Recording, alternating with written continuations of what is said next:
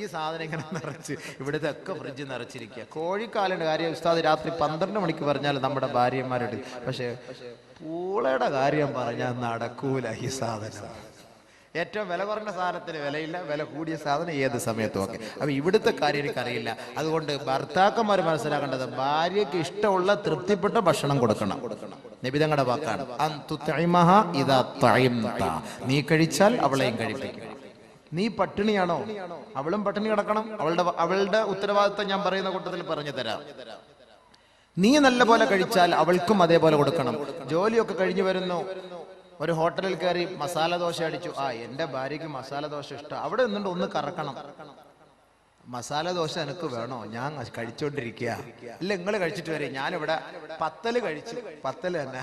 അതിങ്ങനെ അടുക്കി ഫ്രിഡ്ജിനകത്ത് അതും സൂക്ഷിച്ച് വെച്ചിരിക്കുകയാണ്, പെട്ടെന്ന് ആവശ്യത്തിന് എടുത്തിട്ട് അപ്പളെ ചൂടാക്കി തിന്നാൻ. അപ്പൊ അങ്ങനെ പത്തല് കഴിച്ചു. നിങ്ങൾ വാങ്ങി കഴിച്ചോളി. ഇജാസത്ത് കിട്ടിയാല് ഉഷാറായിട്ട് കഴിച്ചോളി. ഇല്ലെങ്കിലും എല്ലാം ഒരു പാർസൽ കൂടെ വാങ്ങിക്കൊണ്ട് അവൾക്ക് കൊടുക്കുക. നീ കഴിച്ചാൽ അവളെയും കഴിപ്പിക്കുക. നീ ധരിച്ചാൽ, വസ്ത്രം ധരിച്ചാൽ അവളെയും ധരിപ്പിക്കുക എന്ന് പറഞ്ഞാൽ അതിന്റെ അർത്ഥം എന്താ? നിങ്ങൾ നല്ല വസ്ത്രം ഭാര്യമാർക്ക് വാങ്ങിക്കൊടുക്കണം എന്നാണ് അതിന്റെ അർത്ഥം. നല്ല വസ്ത്രം നീ ധരിക്കുമ്പോൾ, നീ നല്ല അടിച്ചു പൊളിച്ച് വസ്ത്രം ധരിക്കുമ്പോൾ അവൾക്ക് ഒരുമാതിരി കീറിയ പാൻറ് വാങ്ങിക്കൊടുക്കാൻ പാടില്ല എന്നർത്ഥം. കാരണം എന്താ? ഇന്ന് മൊത്തം കീറിയ പാൻറ്റുകളാണ്. ഞങ്ങളുടെ സഹോദരിമാർ, ഞങ്ങളുടെ നാട്ടിൽ അങ്ങനെയാണ്. ഇവിടെ എല്ലാം പർദ്ദയാ. പക്ഷെ പർദ്ദ ഇട്ടിട്ട് കാര്യമില്ലല്ലോ, ബോഡി ഷേപ്പ് പർദ്ദയായിപ്പോയി. നാളെ ലാസ്റ്റ് ദിവസം പെണ്ണുങ്ങളെ കരയിപ്പിച്ചിട്ട് വിട്ടാ വരൂല. നാളെ ഉണ്ട് വിഷയം, നാളെ ഉണ്ടല്ലോ. നാളെ മരിപ്പിച്ചിട്ടല്ലേ വിടുള്ളൂ എല്ലാരെയും. ഇൻഷാ അല്ലാഹ് നിങ്ങളൊന്ന് ഇരുന്ന് തന്നാ മതി. എത്ര പാവം കിട്ടി മൊത്തം? ലാസ്റ്റ് ബില്ല് കൊടുക്കും ഇത് കഴിച്ചിട്ട്. അപ്പോ രണ്ടാമത്തെ ഉത്തരവാദിത്തം,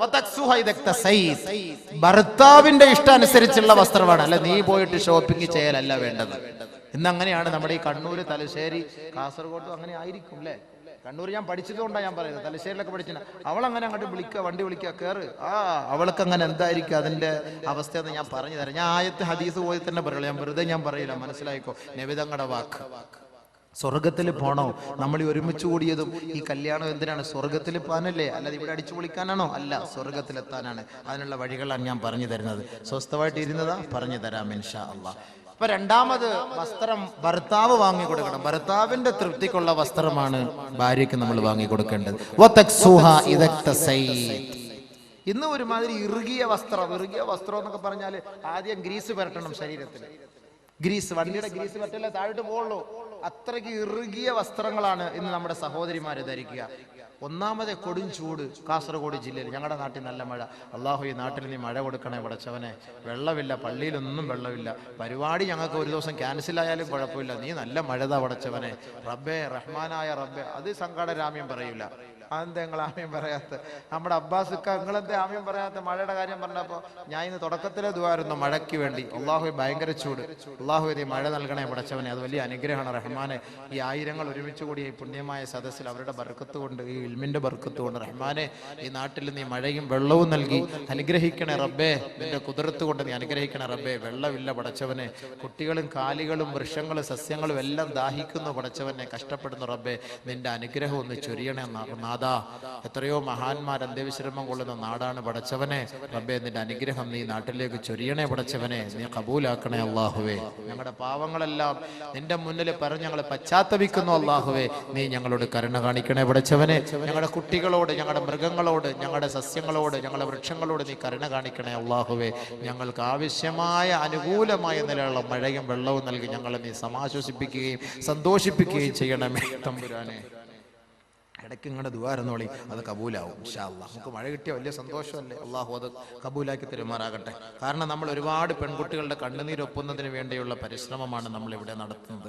അപ്പൊ അതിന്റെ പേരിൽ അള്ളാഹു നമ്മളെ സഹായിക്കും. വലിയ സഹായം അള്ളാഹു നമുക്ക് തരുന്നു. അതിന്റെ പേരിൽ അൽഹംദുലില്ലാഹ് അള്ളാഹു നമുക്ക് വെള്ളം തരും, യാതൊരു സംശയവുമില്ല. നിങ്ങൾ ധൈര്യമായിട്ടിരുന്നോളി. അപ്പോൾ ഭർത്താവിന്റെ അനുവാദമില്ലാതെ പോയി വസ്ത്രം എടുക്കരുത്. ഒരു ഭർത്താവ് ഇഷ്ടപ്പെടുന്ന വസ്ത്രം. അപ്പോൾ മോഡേൺ വസ്ത്രം വാങ്ങിക്കൊടുക്കാതെ അവളുടെ ഔറത്ത് മറഞ്ഞു കിടക്കുന്ന മാന്യമായ വസ്ത്രം ഭർത്താവിന്റെ അനുവാദത്തോടുകൂടി ഭർത്താവ് വാങ്ങിക്കൊടുക്കട്ടെ. രണ്ടാമത്തെ ഉത്തരവാദിത്വം.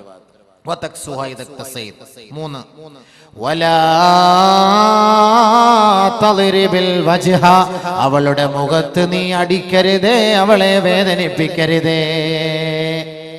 അടി ഇവിടെ ഉണ്ടോ എന്നറിയില്ല. അടി ഞങ്ങളുടെ നാട്ടിലൊക്കെ അടിയുണ്ട് ഭാര്യയ്ക്ക്. കാരണം എന്ന് പറഞ്ഞാൽ ചില സന്ദർഭങ്ങളിൽ ഓക്ക് രണ്ട് കൊടുത്താലേ പറ്റുള്ളേ. അത്രയ്ക്ക് പ്രശ്നങ്ങളാണ്. ഉമർ റളിയല്ലാഹു തആല അൻഹു വീരനായിരുന്നു, വില്ലനായിരുന്നു. ഉമർ റളിയല്ലാഹു അൻഹുവിന്റെ ഭാര്യ ഉമറിനോട് കയർത്ത് സംസാരിക്കുമായിരുന്നു. മക്കക്കാരികളായ പെൺകുട്ടികൾ ഭർത്താക്കന്മാരോട് കയർത്ത് സംസാരിക്കുമായിരുന്നു. ഒരു ദിവസം മഹാനായ ഉമർ റളിയല്ലാഹു അൻഹു ഹബീബായ റസൂലുള്ളാഹി തങ്ങളുടെ സവിധത്തിൽ കടന്നു വന്നുകൊണ്ട് പറയുകയാണ്, യാ റസൂലല്ലാഹ് ദഇർനൻ നിസാഉ അലാ അസ്വാജിഹിൻ. ഭർത്താക്കന്മാർ, ഈ നാട്ടിലുള്ള ഭാര്യമാർ തന്റെ ഭർത്താക്കന്മാരുടെ മേൽ കയർത്തു സംസാരിക്കുന്നു നബിയെ. അതുകൊണ്ട് അവരെ അടിക്കാൻ അനുവാദം നൽകണം ഹബീബേ. അവരെ അടിക്കാനുള്ള അനുവാദം അവിടുന്ന് നൽകണം യാ റസൂലല്ലാഹ്. ഉമർ റളിയല്ലാഹു തആല അൻഹു പറയേണ്ട താമസം നബിയുനാ റസൂലുള്ളാഹി തങ്ങൾ ഫറഖസ ബിളർബിഹിൻ, ഭർത്താക്കന്മാർക്ക് ഭാര്യമാരെ അടിക്കാനുള്ള അനുവാദം നൽകി. തട്ടിക്കോ ഉമർ റളിയല്ലാഹു അൻഹു. ഉമർ റളിയല്ലാഹു അൻഹുവിന് അങ്ങനെ അനുവാദം കിട്ടിയാല് വിടുവോ? സാധനം ആരാ അത്? കാഞ്ഞങ്ങാട്ട് നിന്ന് കാസർകോട്ടേക്ക് ഉമർ റളിയല്ലാഹു അൻഹു വരുന്നു. കാസർകോട്ടിൽ നിന്ന് കാഞ്ഞങ്ങാട്ടേക്ക് ശൈത്താൻ വരുന്നു പറഞ്ഞാല് ശൈത്താന് കാസർകോട്ടിൽ നിന്ന് മംഗലാപുരം വഴി നേരെ ബാംഗ്ലൂരോ മൈസൂറോ ചാടിക്കളയും. കാരണം എന്താ? ഉമറിന്റെ പേര് കേട്ടാ തന്നെ പേടിയാ ശൈത്താൻ. ആ ഉമർ റളിയല്ലാഹു അൻഹുവിന്റെ കൈപ്പത്തിയുമായി വരികയാണ്. എന്തിന്? അടിക്കാൻ. കൊടുത്തില്ല അടി ഭാര്യമാരെ. ആടി മക്കാരായ സഹാബാക്കൾ മുഴുവൻ അങ്ങോട്ട് തുടങ്ങി ആടി ഭാര്യമാരെ. എന്ന് പറഞ്ഞാൽ കയർത്തങ്ങോട്ട് സംസാരിക്കണം. ഇന്നും അറബിച്ച് പെണ്ണുങ്ങളുടെ സ്വഭാവം അറിയോ?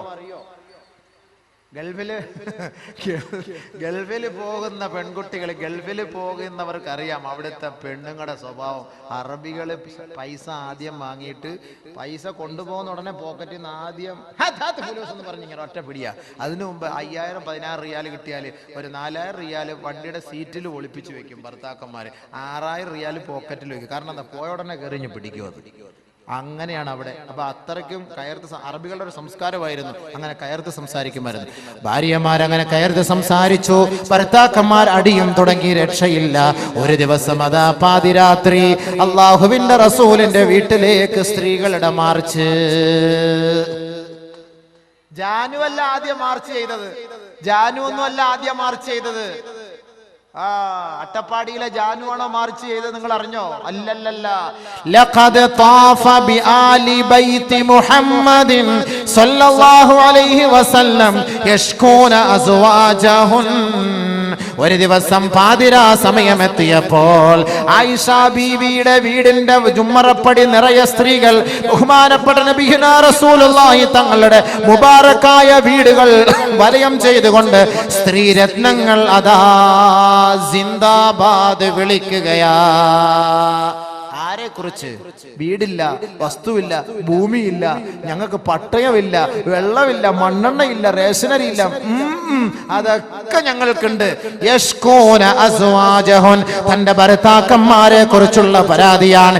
നബിയേ, മഹദിയേ, ഞങ്ങളുടെ ഭർത്താക്കന്മാർ ഞങ്ങളെ വല്ലാണ്ട് തല്ലുന്നു, അതിനുള്ള പരിഹാര മാർഗം കാണണം. അള്ളാന്റെ റസൂലിനോട് ആയിഷ ബീവി പറഞ്ഞു, ഇതാ ഈ സ്ത്രീ സമൂഹം വന്നുകൊണ്ട് അവരുടെ ആവലാതികൾ പറയുന്നു നബിയെ, അവരുടെ ഭർത്താക്കന്മാർ അവരെ വേദനിപ്പിക്കുന്നു, അടിക്കുന്നു എന്ന പരാതിയുമായി വന്നിരിക്കുകയാ. അള്ളാന്റെ റസൂല് പരസ്യ പ്രഖ്യാപനം നടത്തുകയാ. ലൈസ ഉലൈക ബിഖിയാരിഹിം. ഭർത്താക്കന്മാരെ നിങ്ങൾ ആരെങ്കിലും തങ്ങളുടെ ഭാര്യമാരെ അടിക്കുന്നുവെങ്കിൽ അവർ നല്ല സംസ്കാരമുള്ളവരല്ല, അവർ നല്ലവരെ അല്ല, അവർ നല്ലവരെ അല്ല.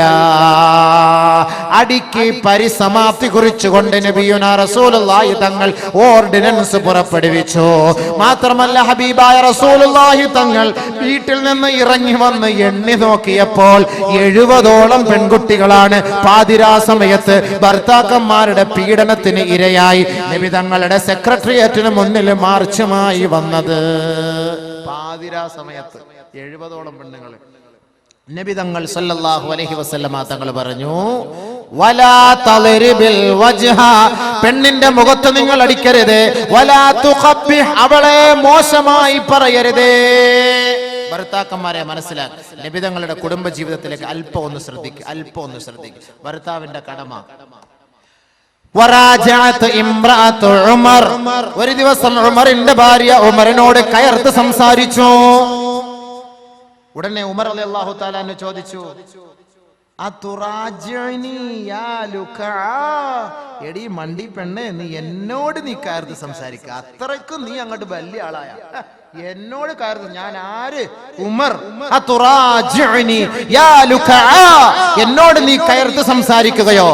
ഉടനെ ഉമർ റളിയല്ലാഹു അൻഹുവിന്റെ ഭാര്യ പറയുകയാ, ഇന്ന അസ്വാജ റസൂലില്ലാഹി സ്വല്ലല്ലാഹു അലൈഹി വസല്ലമ യുറാജിഉനഹു വയഹ്ജുർനഹു യൗമൻ ഇലൽ ലൈൽ വഹുവ ഖൈറും മിൻക.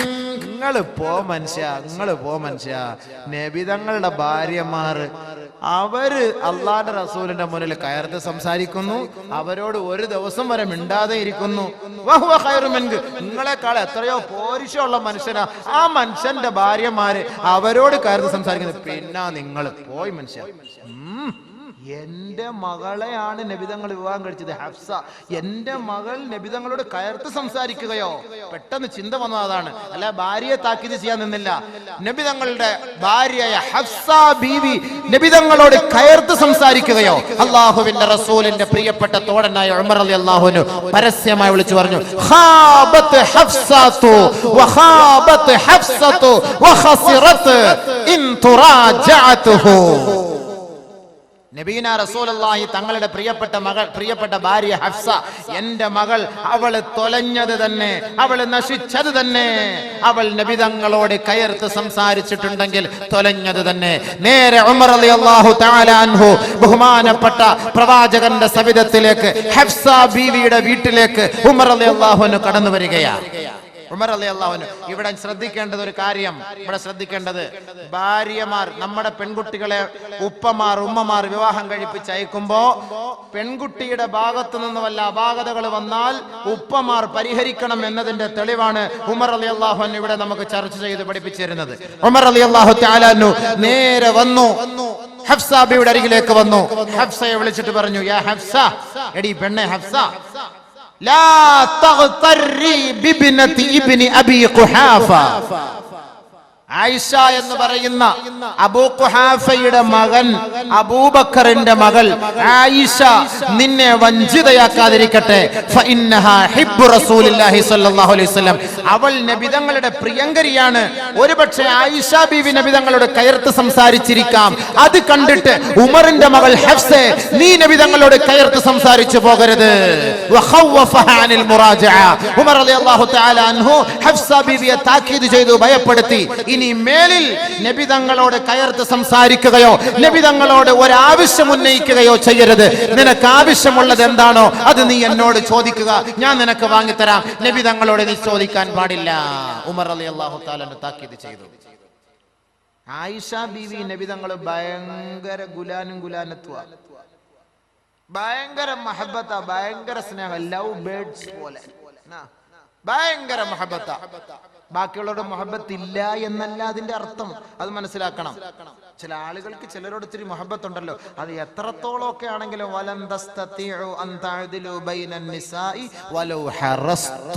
നിങ്ങൾ എത്ര ആഗ്രഹിച്ചാലും എല്ലാരെയും അങ്ങോട്ട് ഒരേപോലെ അങ്ങോട്ട് അഡ്ജസ്റ്റ് ചെയ്ത് കൊണ്ടുപോകാല് അത് ഇത്തിരി ബുദ്ധിമുട്ടാണ്. പക്ഷേ ബാഹ്യമായ നിലയിൽ എല്ലാവരെയും ഒരേ കണ്ണുകൊണ്ടായിരിക്കും നബി തങ്ങൾ കണ്ടിട്ടുള്ളത്, കാണുന്നത്, പ്രവർത്തിച്ചിട്ടുള്ളത്.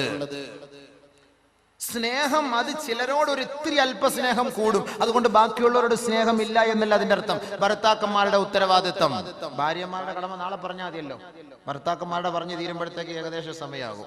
ഭാര്യമാരുടെ നാളെ പറഞ്ഞിട്ട് മരിച്ചില്ലെങ്കിൽ നമുക്ക് കുറച്ചുകൂടെ ജീവിക്കാം, അല്ലെങ്കിൽ നമുക്ക് ഇനി അടുത്ത ദിവസം നമുക്ക് വീണ്ടും നമുക്ക് മരിപ്പിക്കാൻ ഒരു സദസ്സ് സംഘടിപ്പിക്കാം. ഇത് ആദ്യം പറയട്ടെ, സ്വസ്ഥമായിട്ട് പറയണം അല്ലേ ഉസ്താദ്? കുറച്ച് പറയാമല്ലോ, ഒരു 10, 10:30, 10:45 വരെ നമുക്ക് ആണുങ്ങളുടെ കുറച്ച് കല്യാണം നടക്കാൻ പോകും. മഹറിന് വന്നിട്ട് നെയ്ച്ചോറും കോഴി ബിരിയാണി അടിച്ചിട്ട് പോയിട്ട് കാര്യമില്ല. എന്താണ് കല്യാണം എന്ന് പറയണമല്ലോ. ഇവർ ഈ തന്ന ഫുലൂസിനൊക്കെ കാരണം ഉണ്ടാവണമല്ലോ. അതുകൊണ്ട് നല്ലപോലെ ശ്രദ്ധിച്ചോളി. എങ്ങനെയായിരിക്കണം ഒരു കുടുംബ ജീവിതം, ഭാര്യ ഭർത്തൃ ബന്ധം എങ്ങനെയായിരിക്കണം? ഒരു ഉപ്പ ഒരു ഉമ്മ മകളെ വിവാഹം കഴിപ്പിച്ച് അയച്ചാൽ എങ്ങനെയായിരിക്കണം അവളോടുള്ള സമീപനം? ഒന്ന് ശ്രദ്ധിച്ച് മനസ്സിലാക്കുക. പഠിക്കാനുള്ള ഉപദേശം നസീഹത്താണ്. ദീനിന്റെ വാഴ് നസീഹത്ത് എന്നൊക്കെ പറഞ്ഞാൽ ഇതൊക്കെയാണല്ലോ ബയാൻ എന്ന് പറയുന്നത്. അതുകൊണ്ട് ഇൻഷാ അള്ളാഹ് മതവിജ്ഞാന സദസ്സ് എന്ന് പറയുമ്പോൾ വിജ്ഞാനമാണ് നമ്മൾ ഇവിടെ നിന്ന് കേൾക്കേണ്ടതും പഠിക്കേണ്ടതും നുകരേണ്ടതും അത് മനസ്സിലാക്കി നമ്മൾ പോകേണ്ടതും ഇൻഷാ അള്ളാഹ്. ബഹുമാനമുള്ള സഹോദരങ്ങളെ, ബഹുമാനപ്പെട്ട നബിയുനാ റസൂലുള്ളാഹി സ്വല്ലല്ലാഹു അലൈഹി വസല്ലമ തങ്ങളും അവിടുത്തെ മഹദിയായ ആയിഷ ബീവിയും തമ്മിലുള്ള കുടുംബ ജീവിതത്തിന്റെ ചില സംഭവങ്ങൾ നിങ്ങളുടെ മുന്നിൽ ഞാൻ അവതരിപ്പിക്കാം. ഒരു ദിവസം വജറാ ബൈനഹാ വബൈനഹു കലാം, ആയിഷ ബീവിക്കും നബി തങ്ങളുടെയും ഇടയിൽ ഒരു ദിവസം ചർച്ചയുണ്ടായി. ഭാര്യയും ഭർത്താവും തമ്മിൽ വഴക്കുണ്ടാകും. അതിന്റെ തെളിവാണ് ഞാനിപ്പോ ഈ പറഞ്ഞത്. ഭാര്യയും ഭർത്താവും തമ്മിൽ വഴക്കുണ്ടാകും, സംസാരമുണ്ടാകും. പക്ഷെ എങ്ങനെയായിരിക്കണം ആ സംസാരത്തെ നാം അതിജയിക്കേണ്ടത്? ഒരു ദിവസം ആയിഷ ബീവിയും ഹബീബായ റസൂലുള്ളാഹി തങ്ങളും ചർച്ചയിലാണ്. ശബ്ദകോലാഹലം, വഴക്കുണ്ടായി. വജറാ ബൈനഹാ വബൈനഹു കലാം, രണ്ടുപേര് സംസാരം മൂർധന്യാവസ്ഥയിലെത്തിയപ്പോ നബി തങ്ങൾ തീരുമാനിച്ചു, നിന്റെ ഉപ്പയെ ഇപ്പൊ ഞാൻ വിളിപ്പിക്കും, നിന്റെ ഉപ്പയെ ഇപ്പൊ വിളിപ്പിക്കും. ആരാ ഉപ്പ? അബൂബക്കർ സിദ്ദീഖ്. ഹത്താ അദ്ഖലാ ബൈനഹുമാ, നബിയുനാ റസൂലുള്ളാഹി തങ്ങൾ ആളിനെ വിട്ടുകൊണ്ട് ആയിഷ റളിയല്ലാഹു തആല അൻഹയുടെ പിതാവായ അബൂബക്കർ സിദ്ദീഖ് റളിയല്ലാഹു അൻഹുവിനെ വിളിച്ചു വരുത്തുകയാ. ഹകമൻ, വിധി നിർണയം നടത്താൻ. ഇവിടെ ഭാര്യയും ഭർത്താവും തമ്മിൽ വഴക്ക്. ഇവർക്ക് രണ്ടുപേർക്കും കോംപ്രമൈസ് ചെയ്യിപ്പിക്കാൻ ആരാ വരുന്നത്? ആയിഷ ബീവിയുടെ ഉപ്പ വരികയാണ്. അവർക്കിടയിൽ അബൂബക്കർ കടന്നു വരികയാണ്. ഹകമൻ, ജഡ്ജിയായി അബൂബക്കർ സിദ്ദീഖ് റളിയല്ലാഹു അൻഹു വന്നു. നബി തങ്ങൾ ആയിഷ ബീവിയോട് പറഞ്ഞു, തുകല്ലിമീന ഔ അതകല്ലമു. ബഹുമാനപ്പെട്ട പ്രവാചകൻ സല്ലല്ലാഹു അലൈഹി വസല്ലമ തങ്ങൾ തന്റെ പ്രിയപ്പെട്ട പത്നിയുമായുള്ള വഴക്കിൽ, ശണ്ടകൂടലിൽ ആയിഷ ബീവിയോട് അല്ലാഹുവിന്റെ റസൂല് പറഞ്ഞു, നിന്റെ ഉപ്പ വന്നിട്ടുണ്ട്, നീ സംസാരിക്കണോ അതോ ഞാൻ സംസാരിക്കണോ? ചോദ്യം നോക്കണേ, എത്ര മാന്യമായ രീതിയിലാണ്. പെണ്ണെ, നിന്റെ ഉപ്പ വന്നിട്ടുണ്ട്, തുകല്ലിമീന ഔ അതകല്ലമു, നീ സംസാരിക്കണോ അതോ ഞാൻ സംസാരിക്കട്ടെയോ? ആയിഷ ബീവി പറഞ്ഞ വാക്ക് കേട്ടോ, നല്ലപോലെ ശ്രദ്ധിച്ചോണം. തകല്ലം ബൽ തകല്ലം അൻത, ഇല്ല നിങ്ങൾ സംസാരിച്ചോളി, നിങ്ങൾ പറഞ്ഞോളി. എന്നിട്ട് ശേഷം ആയിഷ ബീവി ഒരു വാക്കൂടെ കൂട്ടിച്ചേർത്തു, വലാ തഖുൽ ഇല്ലാ ഹഖ്ഖാ, നമുക്കിടയിൽ നടന്ന സത്യം മാത്രമേ പറയാവൂ, ഇല്ലാത്തതൊന്നും കൂട്ടി പറയരുതേ. ആരുടെ മുഖത്ത് നോക്കിയിട്ടായി പറയണത്? നമ്മളെ പോലുള്ള സാദാ സീത ഒരു ഭർത്താവിന്റെ മുഖത്ത് നോക്കിയിട്ടാണോ ഈ പറയുന്നത്? നബിയുനാ റസൂലുള്ളാഹി തങ്ങളുടെ മുഖത്ത് നോക്കിക്കൊണ്ട് ആയിഷ ബീവി റളിയല്ലാഹു അൻഹ പറയുകയാണ്, നിങ്ങൾ സംസാരിച്ചു കൊള്ളുക, പക്ഷേ വലാ തഖുൽ ഇല്ലാ ഹഖ്ഖാ, സത്യം മാത്രമേ പറയാവൂ. അബൂബക്കർ സിദ്ദീഖിന് ഉച്ചി മുതൽ ഉള്ളങ്കാല് വരെ പെരുത്തു വരികയും അബൂബക്കർ സിദ്ദീഖ് അടിക്കുകയും ഹത്താ ദുമിയ ഫിഹാ, അവളുടെ മുഖത്ത് നിന്ന് വായിൽ നിന്ന് രക്തമൊലിക്കുകയും സ്വന്തം മകളുടെ കർണപുടത്തിന് ഒരൊറ്റ അടി അബൂബക്കർ സിദ്ദീഖ് റളിയല്ലാഹു തആല പിതാവ്. കാരണം എന്താ? അബൂബക്കർ സിദ്ദീഖ് ഫഖാല പറഞ്ഞു, യാ ഉദയ്യതു നഫ്സഹ, തന്റെ ശരീരത്തെ നശിപ്പിച്ച പെണ്ണെ, അവ യഖൂലു ഗൈറൽ ഹഖ്, ഇരിക്കുന്നത് ആരെന്ന് നീ അറിഞ്ഞോ? ലോകത്തിന്റെ നായകൻ, സത്യം ലോകത്ത് വിളിച്ചോതാൻ വന്ന ഹബീബായ റസൂലുള്ളാഹി തങ്ങൾ, ഈ ഹബീബായ തങ്ങൾ കള്ളം പറയുമെന്നോ? എന്ത് വിഡ്ഢിത്തമാണ് നീ വിളിച്ചു പറയുന്നത്? ബഹുമാനപ്പെട്ട അബൂബക്കർ സിദ്ദീഖ് റളിയല്ലാഹു തആല അൻഹു ആയിഷ ബീവി അടിച്ച അടിയിൽ വായിൽ നിന്ന് രക്തമൊലിച്ചു. അബൂബക്കർ സിദ്ദീഖ് റളിയല്ലാഹു അൻഹു പിതാവാണ്.